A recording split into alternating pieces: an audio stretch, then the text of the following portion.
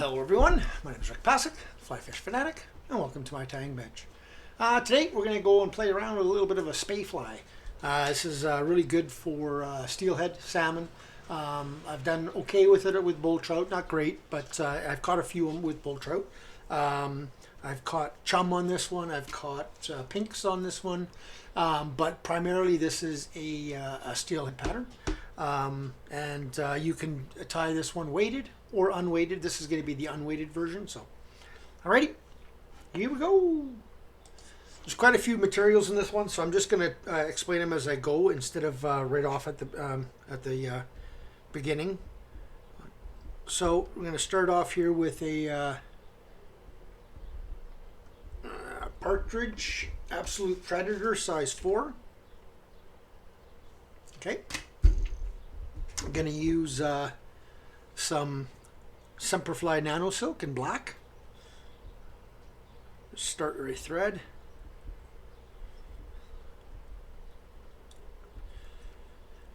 Like I said, it's primarily, it's definitely got that the steelhead and chum salmon colors, that bluey purple and pink. So it's just one that I've been tying for not a ton of years, but enough that I've been able to tweak it for the best success. So next thing I'm using here is a Palmer chenille in a medium in pink. Okay, so I'm just going to go back to my tie-in point roughly where I end. I'm going to end about a little bit past the tip of the hook. I don't want to go too much past that. Just get that nicely tied in. Okay, and then I'm going to put that in my material clip behind here, keep it out of the way. And then, excuse me, I'm going to take some, this is the Hends Spectra dubbing. Okay, I'm going to take this blue, so it's the number 411, right there, number 411. I'm just going to take a good clump out of here. And I'm going to create a dubbing loop. So I'm going to come forward, but I'm going to leave a little bit of room up front here. I don't want to need to be able to leave spot for my tie-in of my wings.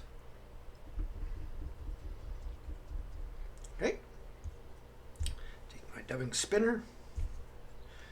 Again, use the spinner, whatever ones you like. I just use this cheap little guy. I absolutely love it.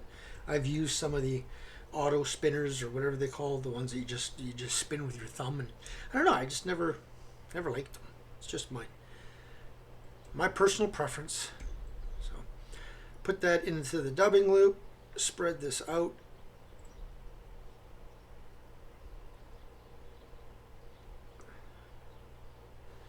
Okay. Give that a really good spin. Just do that just so it doesn't get caught on the tip of the hook as it's spinning. Okay. Give it a little bit more just to make sure. And then start off right at the back here and then come forward.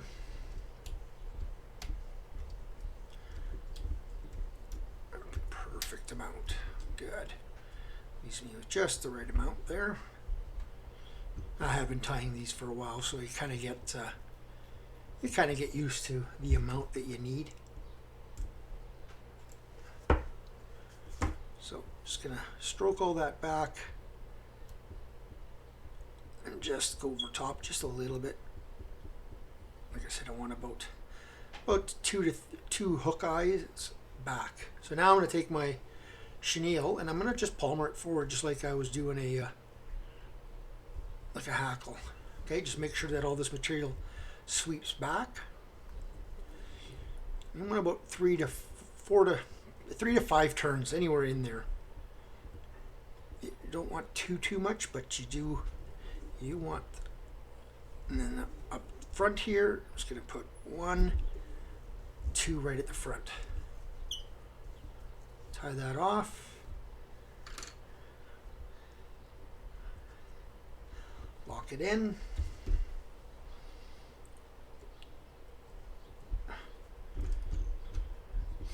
cut away your excess there. Then I wet my fingers a bit and I stroke all this back. I can just go over top of that a little bit just to make sure that it's all swept backwards. Okay. Then I take my dubbing brush, my Velcro, and I go in there and I pull some of that blue out. What this does is not only pulls the blue out, but it kind of breaks apart the fibers of that Palmer chenille a bit and makes them almost softer. So, there we go. Now don't worry about what it looks like. It's not the prettiest, again, looking fly when it's dry, but once this is wet, I'll show you later how well it looks.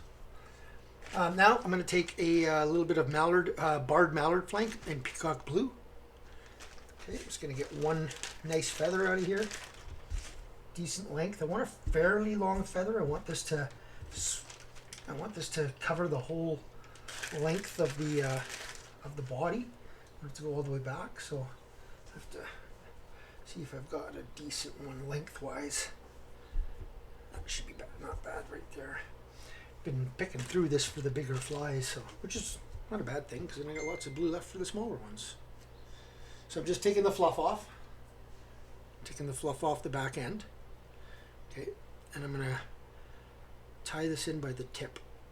So I'm gonna just get my tip exposed here.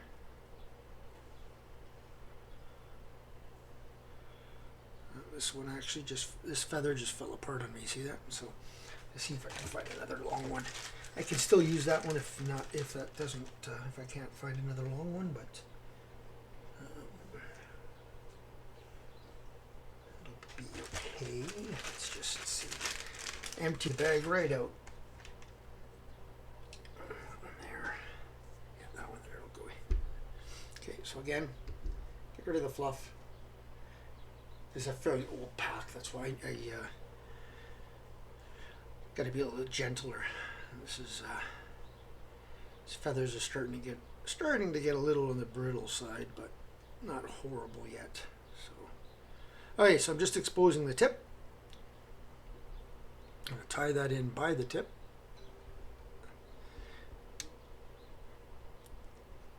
And what I like doing is going back and then folding back that tip and going back over top of it.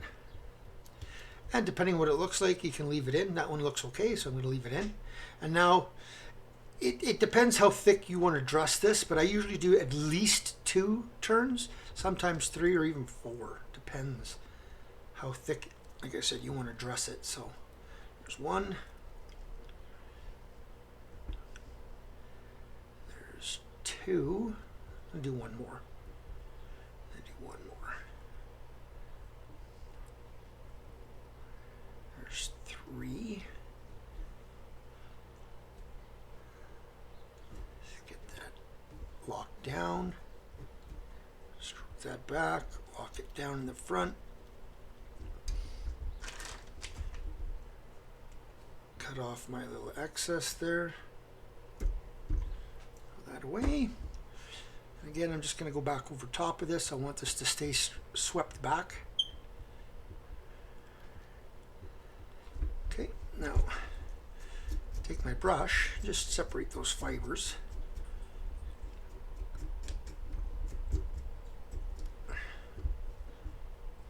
Okay.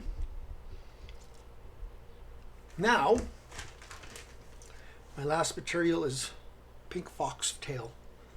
And I put it in a dubbing loop and I put it in a material clamp here. So it's going to get some that's roughly the tips are lined up. I want the tips to be aligned as much as possible here. I don't need a whole ton here. So I'm just going to get that much out. I'm going to put it into my material clip after I brush it out. First I take it like this and I'll brush it on my table here with my dubbing brush. One way, the other way. And that just gets all that underbody stuff off, right? Out of there. Now I'm just going to wet it a bit just to, because it got all fuzzy on me. Open my material clip up. I don't want this too long. So there it is in my material clip. I'm gonna actually make them just a little tad shorter. So now that I can cut my butts off just so they're like that.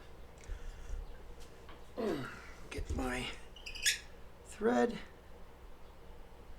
pair of dubbing loop.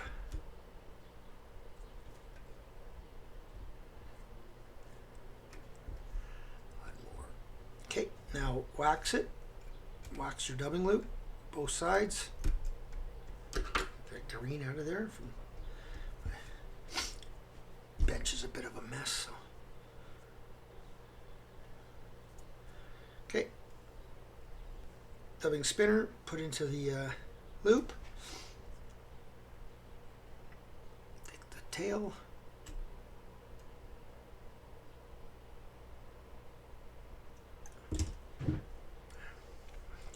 I'm pinching the thread right now, giving my spinner a really good spin, and I let go of it, and then bring it up. Give it another good spin. There we go. And then kind of, I'm using my fingers, my fingernail, and I'm just pushing up, and that helps even tighten it up a bit more. So now I'm going to take my brush again, just brush out any of the loose stuff that's in there, if there is any. Okay. Now, every stroke around, you want to make sure that all this material gets stroked back. Okay. Stroke this stuff back as you're coming around, because you want this stuff to splay back, right? And then I'll do one more right there. 2, 3, 4. 1, 2, 3, 4. 1, 1, 1. Okay. That is done up to there. Now, there's several different ways you can finish this fly. You can finish this fly with, let me just turn that down a bit because it's gotten a little bright. All these colors, right? So you can finish this fly with a blackhead. You can switch over to a different color. Sometimes I put a pink, like a bright pink head on here. Let's see if I actually have. I've got orange. I could finish it off with a blue head if I wanted to. Yeah, why don't I do that? I'll usually finish them off in either blue, pink. Just depends. I don't like finishing them off in black, but I use black because that's what I have the most of thread-wise. So I'm just going to go in there, cut that off, stroke that all back. Myself a little bit of a blue head here. Cut off that little excess.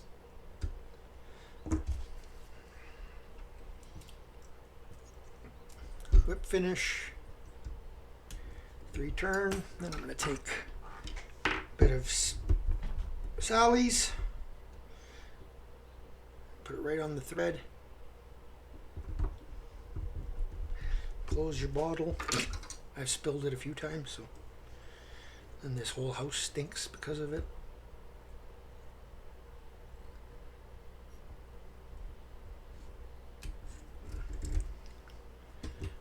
Okay.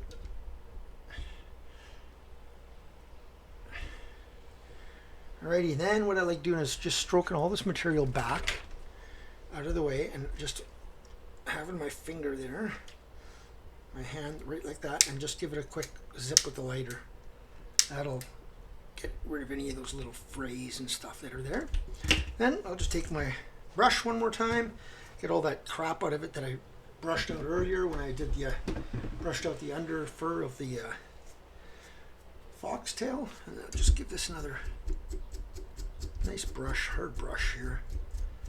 Even brush forward just to loosen any of those, any of that trapped material, if anything got trapped. And there is your finished little fly. Now, when this is wet, I'll just, I've got another one that I tied just earlier. Gonna wet it. And you can see the only difference is this one doesn't have the blue head, but you can see when this is wet in the water, it's got that really slick, sleek look to it. And when this moves in the water, it really moves, and it brings out that yellow, that pink underflash, and this teal flank, and this fox really moves really well in the water, right? So so this breathes really well, this fly. Kind of looks kind of blobby when it's dry, but they do narrow down really nicely, and actually make a really nice looking fly. Now you could, if you wanted to, I could have taken a bit of the fiber, cut it off of there, and made a bit of a tail so it's a little longer. But I don't want it much longer. That's about all I want. Not sure what they're taking it for. If they're just taking it as an aggressive reaction strike, or if they're taking it maybe as a shrimp prawn type thing. I'm not sure, but they seem to like it. So, alrighty. Well, I hope you guys enjoyed that. If you did, give her a thumbs up, comment. More comments, more likes, the better it is for the channel. It gets out there more. So if you subscribe, thank you. If you have not, please consider doing so. And yeah, we'll see you guys on the next tying video. Tie lines, everyone.